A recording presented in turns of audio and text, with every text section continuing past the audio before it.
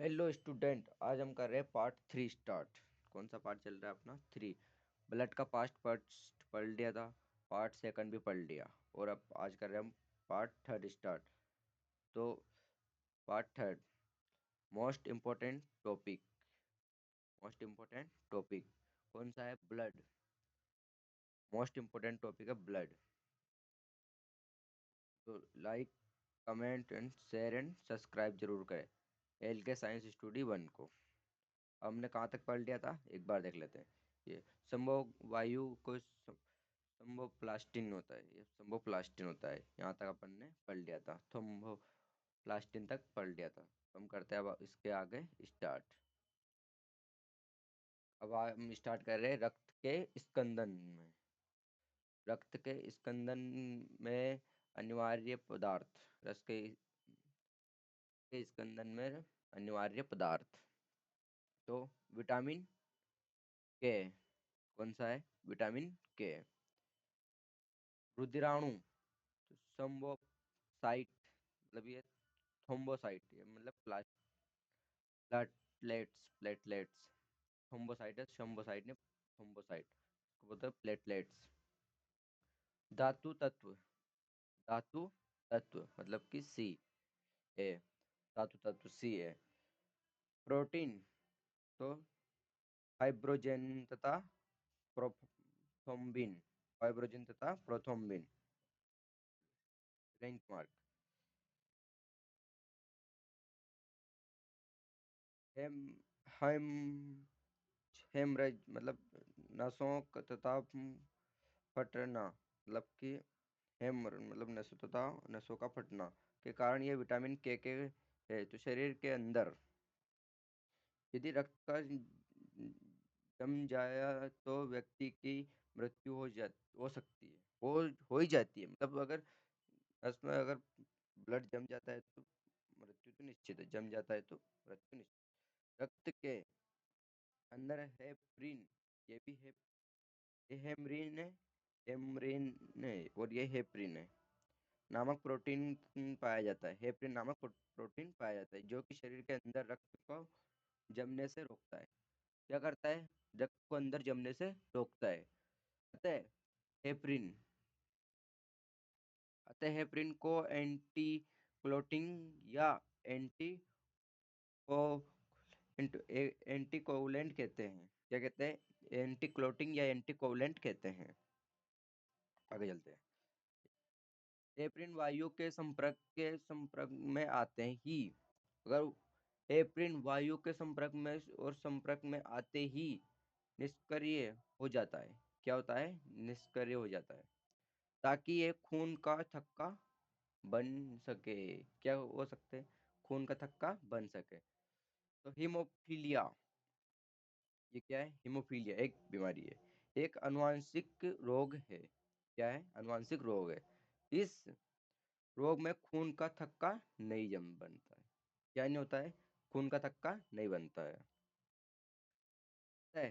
काटने पर यह रक्त बहाव नहीं रुकेगा। अगर कोई कट गया और उसमें हीमोफीलिया की बीमारी है तो वो कटने के बाद उसका रक्त रुकेगा ही नहीं, बहता ही जाएगा।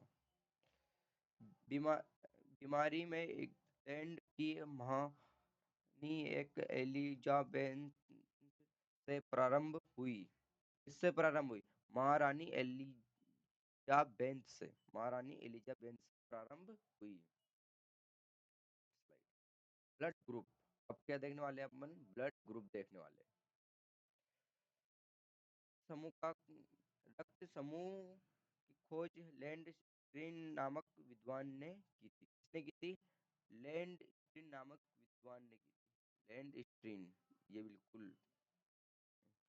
मानव में मुख्य रूप से 4 प्रकार के रक्त समूह पाए जाते हैं। कितने प्रकार के?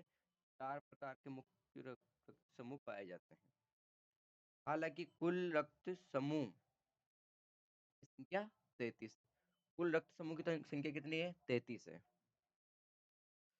रक्त समूह के विभिन्नता के कारण आरबीसी में पाए जाने वाले ग्लाइको प्रोटीन कहते हैं, प्रोटीन है। क्या है? विभिन्न रूप से पाए जाने वाले आरबीसी में पाए जाने वाले ग्लाइकोप्रोटीन है। जिसे लैंडस्टीन ने एंटीजन नाम दिया। क्या दिया? लैंडस्टीन ने एंटीजन नाम दिया। एंटीजन दो प्रकार के होते हैं। एंटीजन कितने प्रकार के होते हैं? दो, ए और बी एंटीजन। के आधार पर एक को चार भागों में बांटते हैं। कितने भागों में बांटते हैं? चार भागों में बांटते हैं। जैसे कि जिसमें एंटीजन ए हो वह ए ब्लड ग्रुप होगा। जिसमें एंटीजन बी हो है बी ब्लड ग्रुप होगा। जिसमें एंटीजन ए बी हो वह ब्लड ए बी होगा। जिसमें एंटीजन नहीं होता है वो होता है। जिसमें एंटीजन नहीं होता है वो क्या होता है? वो होता है। Rank mark. रक्त रक्त प्लाज्मा में भी एक प्रकार के प्रोटीन में पाया जाता है। रक्त प्लाज्मा में भी एक प्रकार के प्रोटीन में पाया जाता है जिसमें एंटीबॉडी कहते हैं। क्या कहते हैं? प्लाज्मा में रहते उसको क्या बोलते हैं? ये भी प्रकार का प्रोटीन पाया जाता है, उसको क्या बोलते हैं? एंटीबॉडी बोलते हैं। ये एंटीबॉडी बीमारी में रक्षा करती है। ये एंटीबॉडी कभी रक्षा करती है? ये बीमारी में रक्षा करती है। एंटीबॉडी का निर्माण।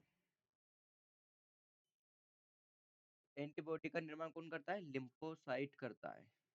कौन करता है? लिम्फोसाइट करता है। अब देखने वाले हम आर एच फैक्टर। ये देखने वाले आर एच फैक्टर। इसकी खोज 1940 में लैंडस्टीन तथा विनय विनर ने की थी। किसने की थी?